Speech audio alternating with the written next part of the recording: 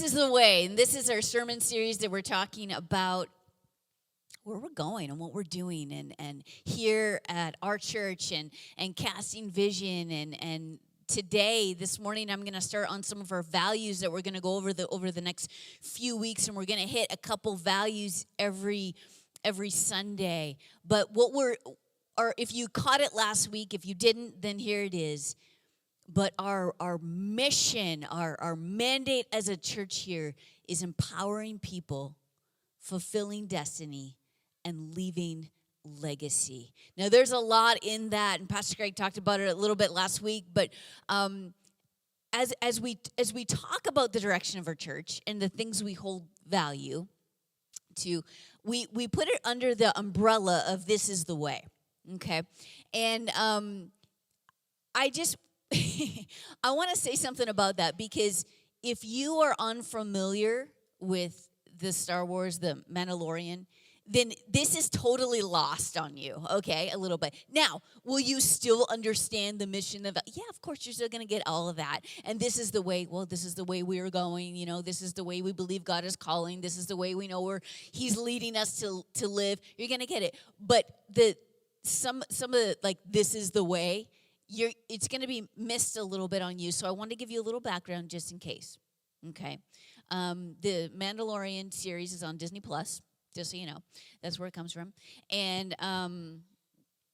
it's this theme of this is the way is something that runs through the show. Okay, the bounty hunter, the Mandalorian, he has found himself due to some circumstances caring for the child. Okay, the child is Baby Yoda, although it's really not Baby Yoda. If you've looked into that, it's not the real Yoda, because Yoda predated the child by like 855 years or something like that. You're like, wow, you know a lot of information on this. I'm not even like a Star Wars person, okay? We just happen to watch this series. Okay, sometimes there's nothing to watch. So it was fine. So anyway, so the Mandalorian, the bounty hunter, gives his life to keep the child, the little baby Yoda, who is so cute. You should watch the series just for how cute he is. I mean, I'm just like, I want him. Okay.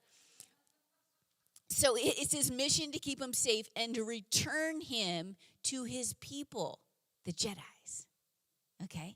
So that's the whole thing. And the code by which the Mandalorian and his people live is this is the way. So throughout the show, you'll hear over and over where they're going in a direction. So it's like, why are you doing what? What? Like, I don't understand. This is the way. This is the way. So it's repeated over and over and over. Star Wars in and of itself has nothing to do with our church, okay? Or the direction in which we're going, just in case that confused you a little. It's just the approach, and if you love the Mandalorian, you're going to love the theme. If you don't, it's pretty much irrelevant to you. You won't care either way. So I hope you'll like the messages, though. The next slide is a meme, especially for you guys who are fans.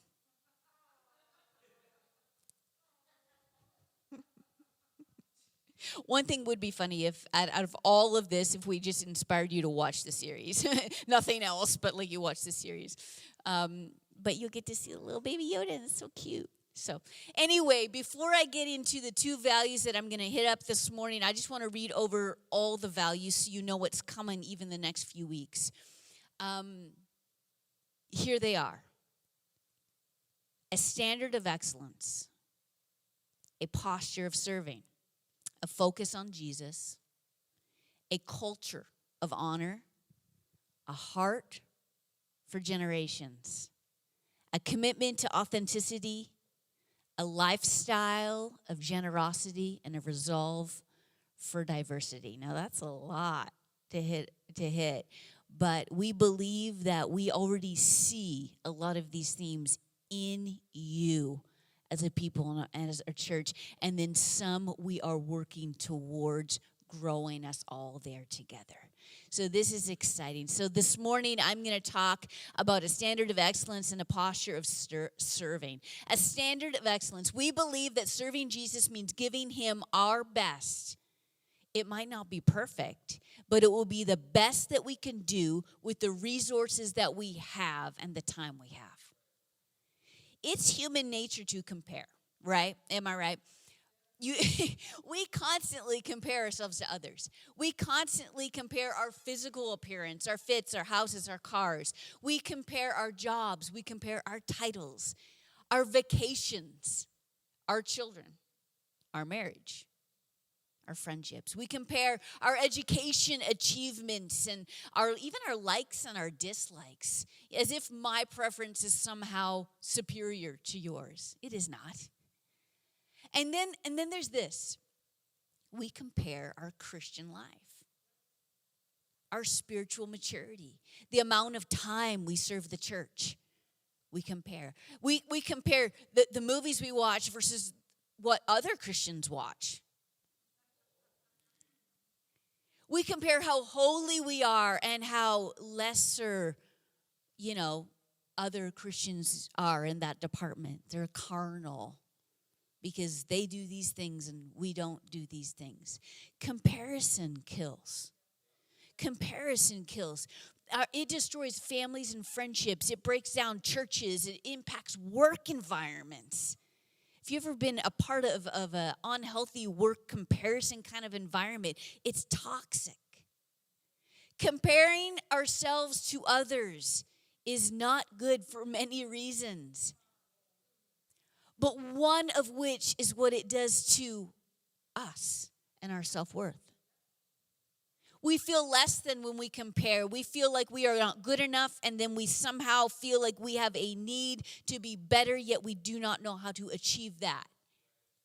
One of Teddy Roosevelt's famous quotes says this: comparison is the thief of joy. We can have excellence without comparison.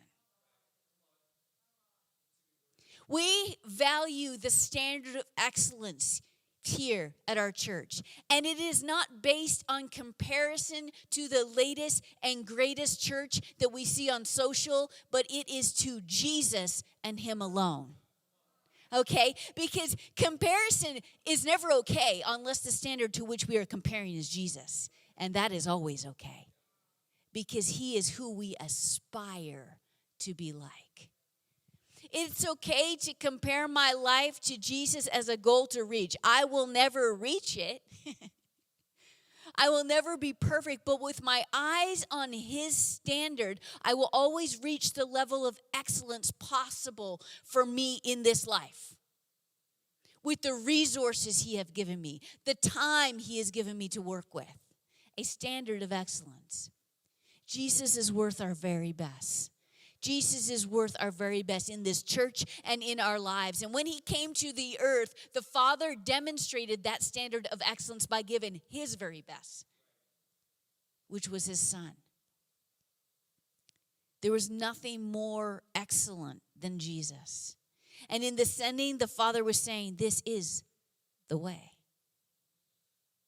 This is the way, not only the way, the truth, and the life, but this is the way of excellence.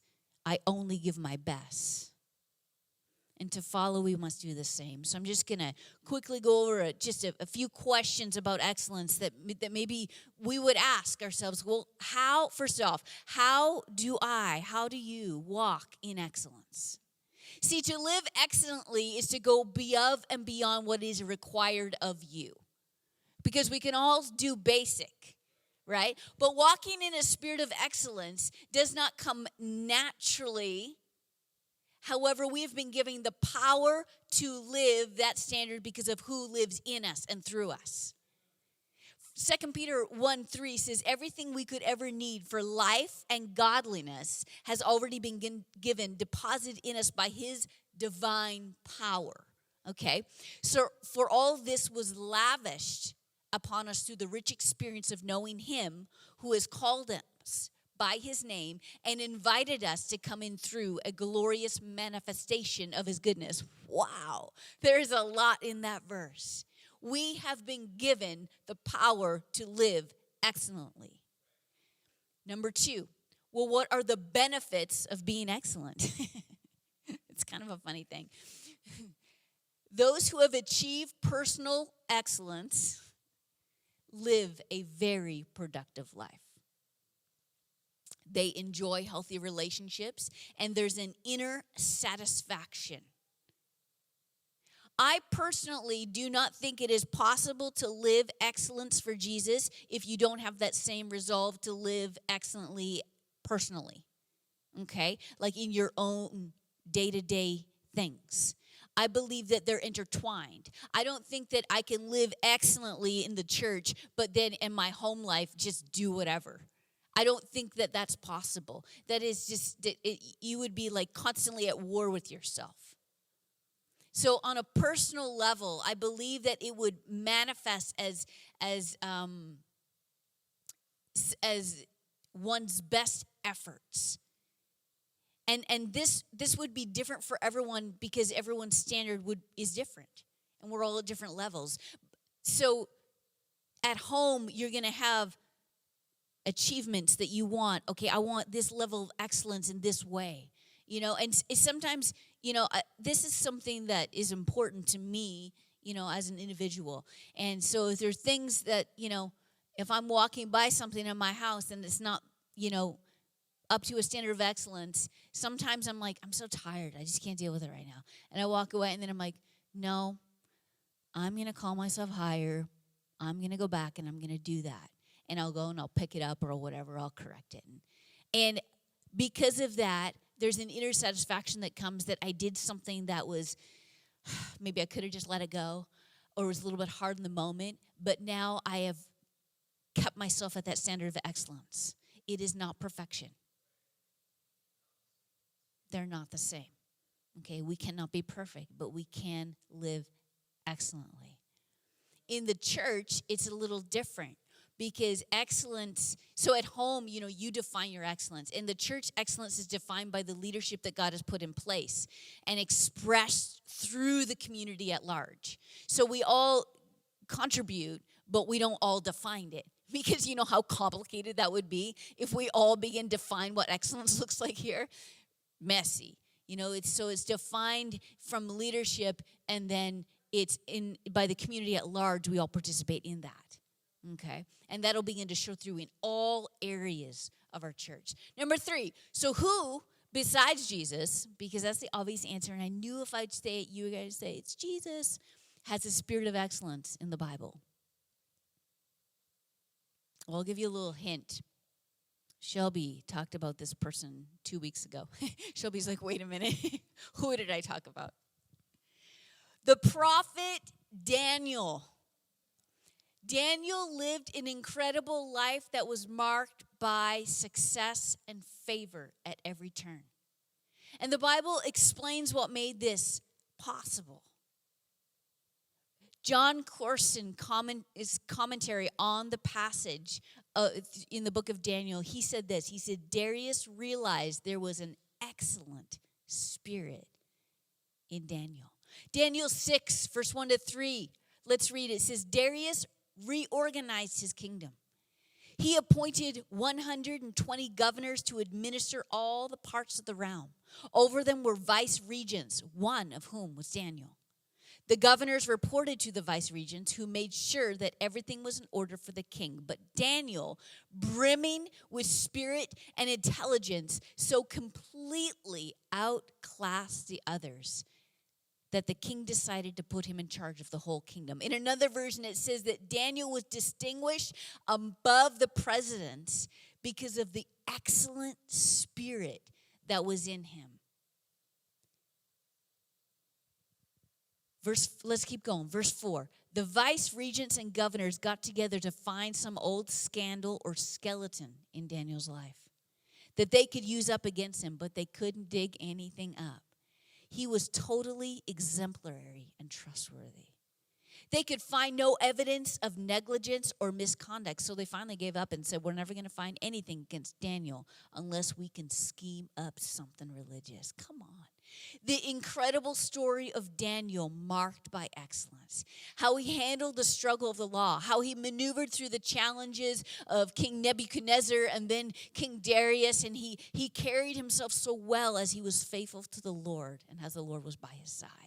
This is something to aspire to. Number 4, and the last question, why does God care about excellence? Like, why would that be important to him? And then why would that be important to us? I've already kind of alluded to it, but God does nothing short of excellent himself. Because he cares, we should care too. We should always be striving to be excellent.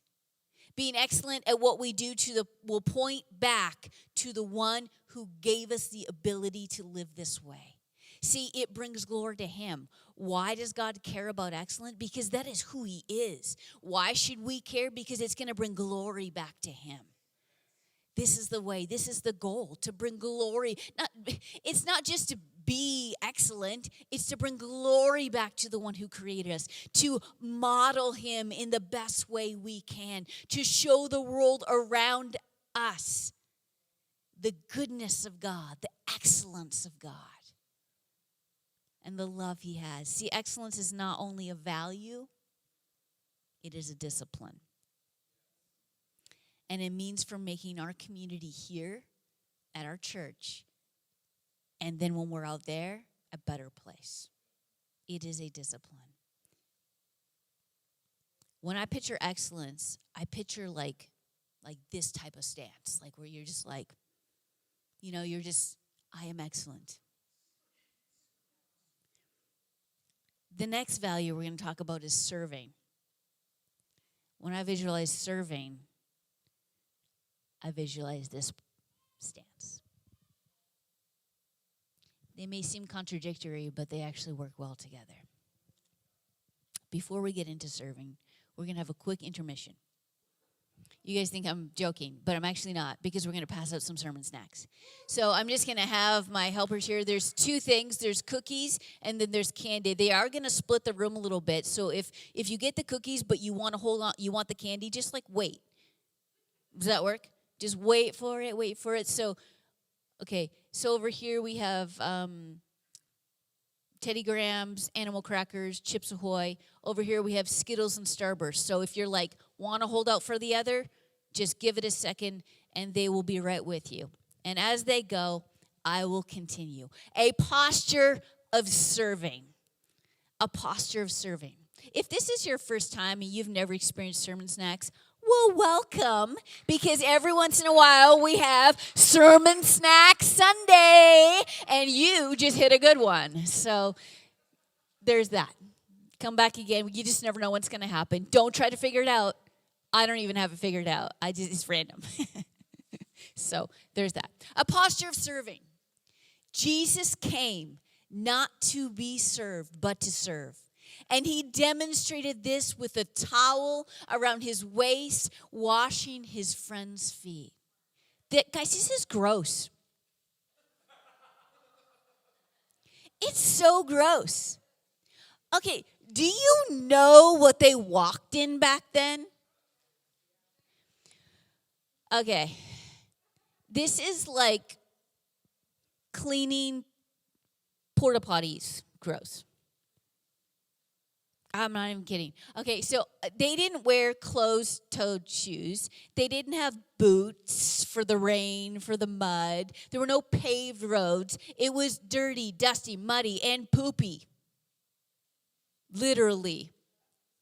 Animals had the freedom to relieve themselves wherever. There was no special spaces for them with signs that says it's okay here, it's not okay here. There was no little poop bags to pick it up afterwards, or you'll get a fine. There was none of that. And it wasn't the cute little doggies.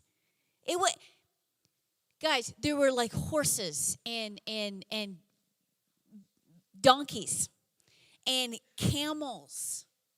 Oh my gosh, camels. Sick. This is what they walked in. This is why the washing of the feet was actually a thing.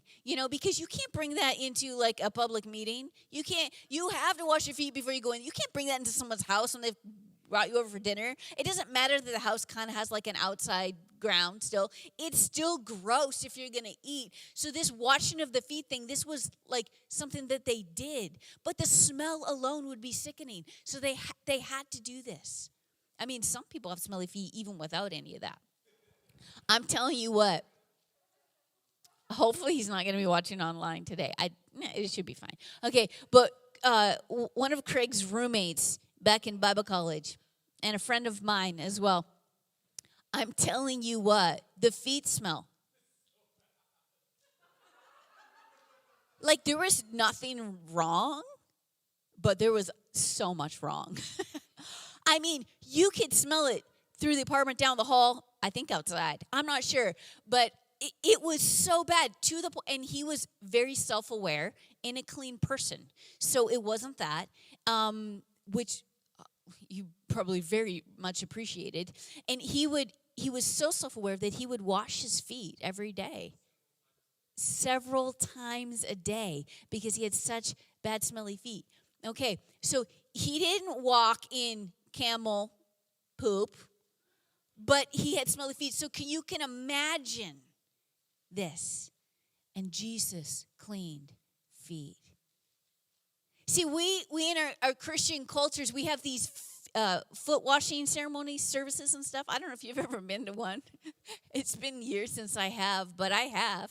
And they're purely symbolic. Okay, they're symbolic, and it's kind of like an act of serving.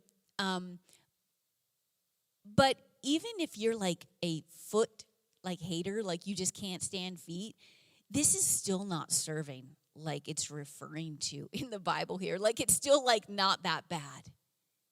Today, what does this look like? Today, this could look like fixing a toilet, in the restroom back here 10 minutes before you're supposed to preach. Today, this could look like cleaning up a mess that maybe someone who's living on the street has, made in our back alley. What does it look like for you when you serve? Because I know you have your own examples. And I'm not even talking about myself. I'm talking about my husband. And not to prop him up, because please don't prop him up. Because the minute you prop him up, he's going to do something really to disappoint you, and then he's going to come crashing down, and you're going to be so disappointed in him. So this is not to be propped up.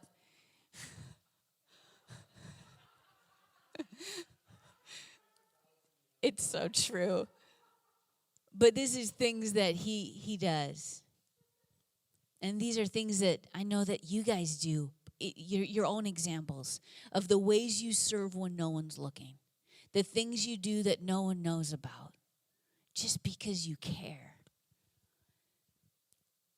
The level of uncomfortable, if we maybe begin to share with each other about the ways we serve when no one's looking, it feels a little awkward sometimes. Like, oh, you do that? I didn't know that. Gosh, thank you for doing that. The serving. It's because we care deeply. It's because Craig cares deeply. It's because you care deeply why we are motivated to serve. That's why. Think about it. Think about the ways that you serve your spouse that they don't know about, your kids, your work environments. This is the way. And I know that serving is something that we do because I see it in you, but I also know it's something that we can get better at, that we can grow in, and that we can encourage each other in. There's a lot of people that do the least amount of work with the lowest amount of energy for the smallest amount of time. This is the opposite of the way, okay, just to be clear. And there's always that temptation, I feel, to be that person or to do that thing because it's easier. And it's never fun necessarily to do the hard thing. But our motivation should be to outserve each other. Okay? our motivation should be to go counter to the culture that we live in. You know, that if I see you moving something, you're lifting up that chair to move, to another room or something like that. My motivation should be, let me take that from you. You don't need to do that. We were many years ago when we were first starting out in ministry, we were running a school of evangelism, and we took our students to like a church that does a lot for the community so that they could serve and things like that. And they had to set up every Sunday because they didn't always have their worship center set up for church, so they were putting out chairs. And their lead pastor of that church, I mean, he was just like a serving machine. We were watching, we're like, this is just so cool, to see this. And because in some churches you would see it maybe where the lead pastor wouldn't do anything and everyone else would serve, right? And it was just such a cool example for us to see as very young pastors in ministry back then, and also for our students to see that. So, because servant's always been so important to us. So we're just seeing this guy and he's moving, but as he's doing it, this might have even been even cooler than that. There are people walking up to him, his staff, his church members, kids running out. Oh, Pastor, let me take that for you. And literally, he would go get another chair to sit up, and then someone would take it from him. And then he never stopped, but they never stopped either. And it was so comical, but so awesome to see them out-serve each other. And in the serving came the honoring as well, as they out-honored each other. It was beautiful, beautiful. I've never forgotten it. It's marked us. Our motivation should be to do the most we can do with the most we can give for the greatest amount of time possible. Does that mean doing everything all the time? No, that we can't do that. But it does mean jumping in without being asked, right? It does mean maybe changing your posture to, I get to give. I don't have to. And then when you're asked to do something inconvenient, when something is like, I don't really have the time for that, I don't really want to do that, not always maybe having my defenses up so high that my default is, no, I'm not sure, or I might be busy. What if we changed our default to yes? I mean, this is just a tweak, just an adjustment. What if I changed my default answer to yes? Sure, I'll serve. Yeah. And now I know you have to balance this with, taking self-care and help, making sure you're present for your family and things like that. But there could be just a difference of attitude even, where your default is yes. And you're like, yes. And then you maybe think about, actually, I already have something. So I actually literally can't do that. But instead of our default being, I don't know, I'm busy, I'm not sure. Changing our default to yes, I will serve. Yes, I will give. Yes, I will sacrifice because Jesus is worthy and he did it first. And I'm doing it for him anyway. See, Jesus taught that the greatest of all would be the servants of all. I will never be great. I will never advance. I will never promote. I will never see the dreams in my heart fulfilled when my serving lacks. It's biblical. Maybe if you've been wondering, there's been times in my life maybe I've wondered, well, why haven't I been promoted for that? Or why haven't I gotten that achievement? Maybe we could check our serving gauge. Maybe not. Maybe sometimes it's about timing, right? But sometimes it's just about what we're doing while we're waiting for that promotion. What are we doing without being asked? What are we doing when it's not on the stage? What am I doing when I'm not up here? What am I doing when no one will ever find out? See, to lead, I must serve. I will never be a good leader until I'm a great server. This means to give. And this is not a means to get, but just humbly to give. It's a biblical truth, and there's actually no way around it. So let's talk about serving just real quick. Number one, serving uncovers abundance. When you serve, you begin to see that often the most important things you have to offer are not actually things. You have inner resources that are greater than your outer and your tangible ones. Your time, your presence, your attention to people. The ability to give of these resources comes from a heart, from your heart, a place much deeper than the material. It's so easy sometimes just to hand off the material things. But when we are going to serve out of our heart, out of our time, out of those things, it's a little harder. But those are some of the greatest things. You'll discover a radical shift from me to we when we begin to serve, especially together. We'll begin to realize that we are actually more valuable together than we are apart. Therefore, I'll serve you, and I'll give myself more to you, and then I will begin to see it come back the other way. And as I do, and as we do, we'll see more opportunities to jump in everywhere we look.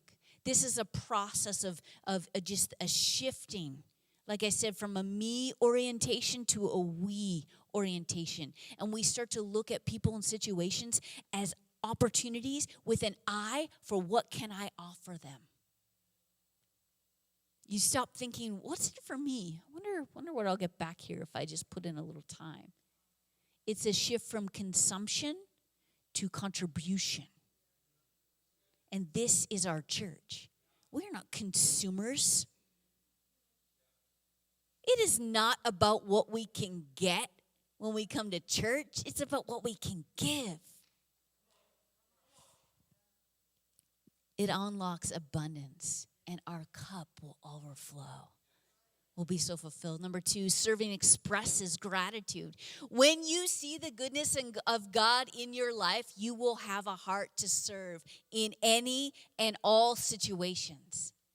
This does not have to be personality driven, just so you know. You can learn this because some people are like personally, they're just that way, you know, but it can be an acquired behavior, okay? So daily choose to see the good. When you're thankful for God's provision in your life, you won't be able to contain it. You'll have to give to others. You'll have to serve others. Choosing to see the good. I just have to mention this because it's true and funny. But a few weeks back when we all had COVID, and Faith specifically, she got it from work. And then, you know, that happens. And she was the first one, and she's home, and she got her test back, and it was positive and things like this. And she's talking, and it's like, oh my gosh, like it hits you like, oh my gosh, this is actually happening, you know. And there was a few conversations that she had where she's like, I'm just trying to see the good.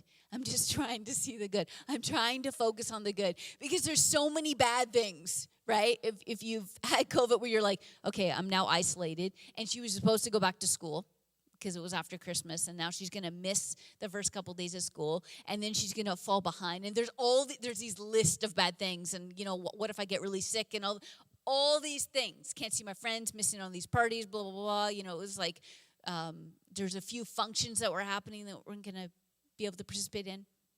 But she's standing in the kitchen and may have been crying, not sure. I think you were.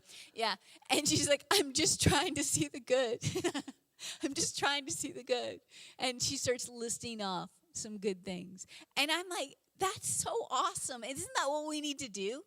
Just choosing to see the good in our daily lives. No matter what is happening, God is still good, and we can see the good. And that turns that selfishness that we all have into selflessness. And that's how we're able to serve in every opportunity, no matter what the circumstance in our own life is. See, service doesn't begin when we have something to give. It comes naturally when we have nothing left to take. This is the way. Number 3, serving changes me. how can I help? How can I help? This is a question alone that does something on the inside that is transformative on the outside. How can I help? Even the smallest act, like holding a door, serving a cup of coffee, putting gas in your spouse's car. Is not a subtle hint, just in case you guys were wondering if I was just like dropping it, just throwing it in my messages. I mean, when we lived in winter, I would have been dropping those hints all day long. Okay, I don't mind it so much here. Winter, getting gas, doing anything in winter, guys, it's hard. Okay, even the smallest act.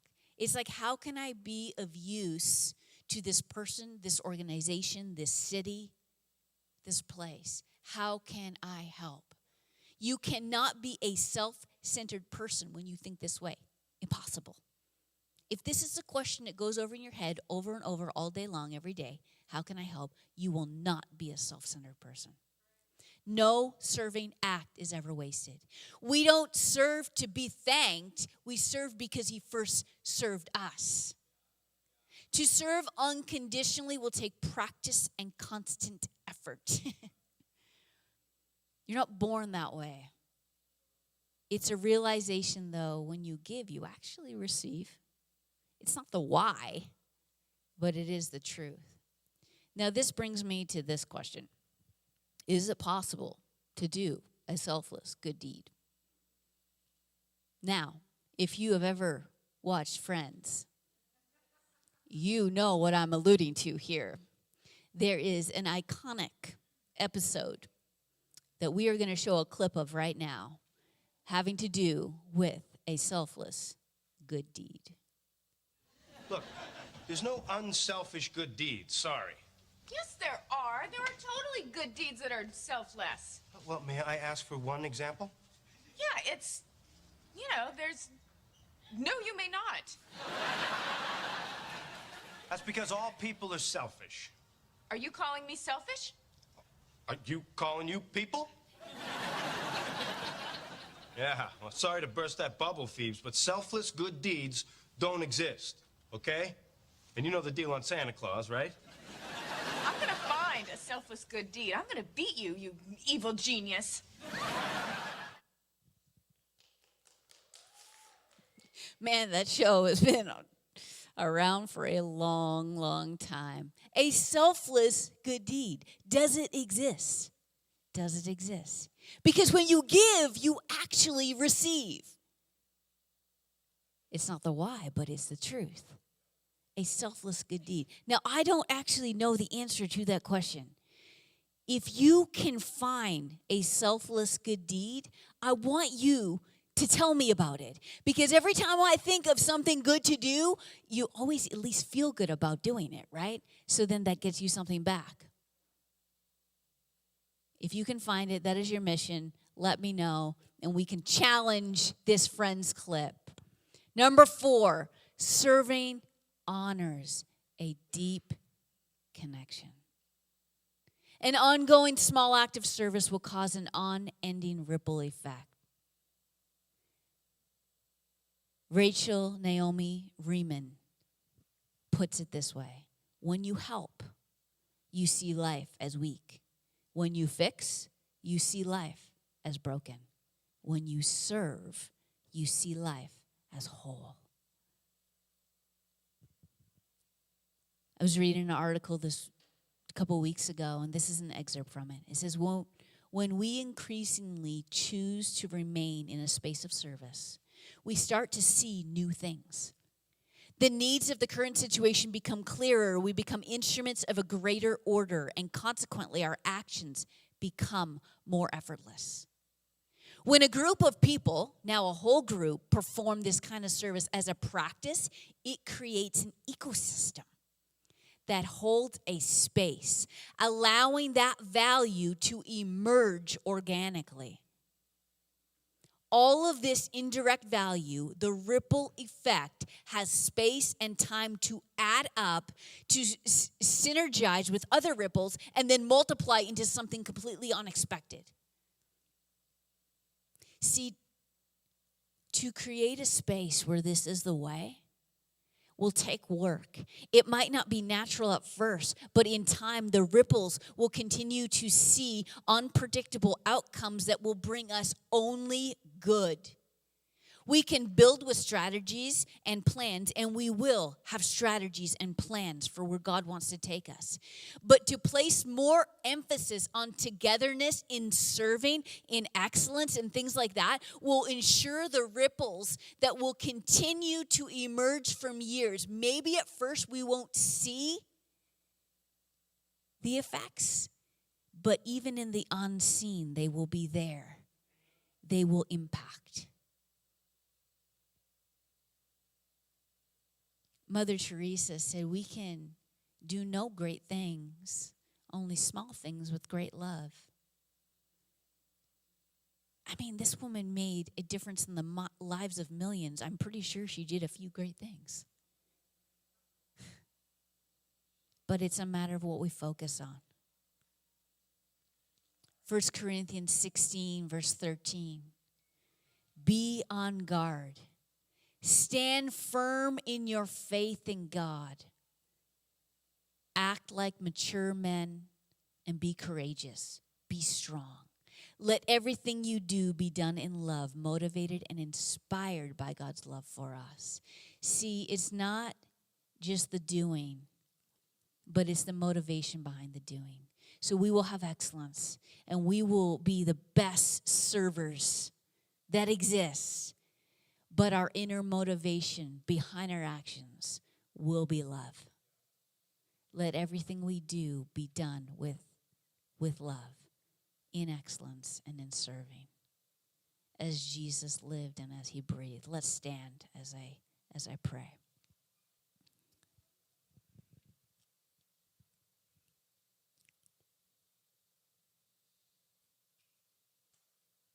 You know, he is just worthy of it all.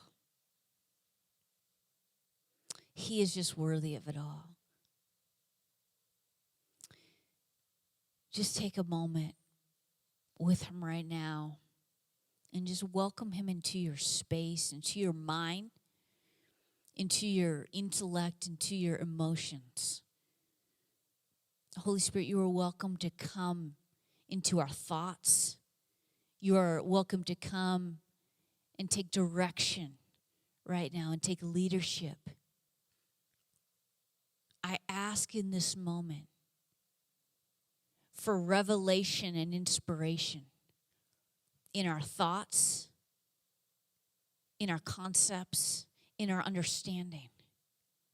That you would bring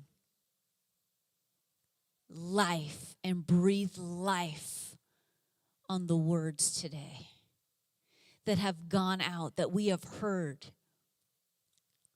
That you would bring dream and vision to attach to it.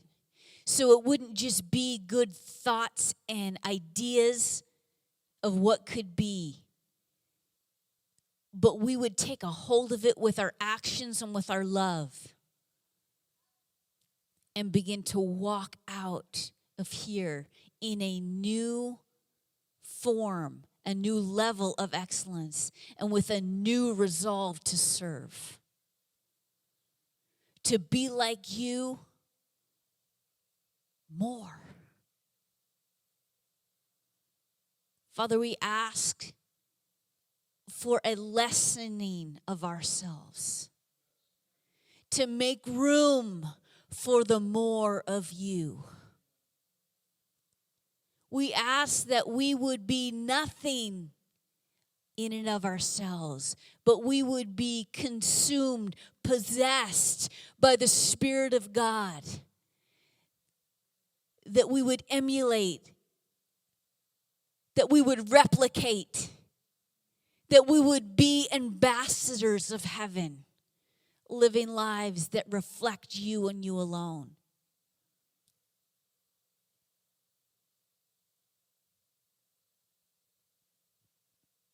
Let people know you by the love they see in us, by the glory pointing back to you as how we live our lives excellently at work, at home, at church, and how we serve at work, at home, at church. We know that nothing is wasted in you. We pray that as we commit to come together as a family, as a community, and do better, that the ripple effect in our church, in La Mesa, in our region, and across the nations of this world would be felt by us. We know, I know, that you can take this group in here and turn the world upside down. I know. So, Father, just pick us. Choose us. We say yes to you today. If that's what you want, just say yes. I say yes to you today. I say yes to you today. In Jesus' name and for his glory. Come on, and everyone said, amen.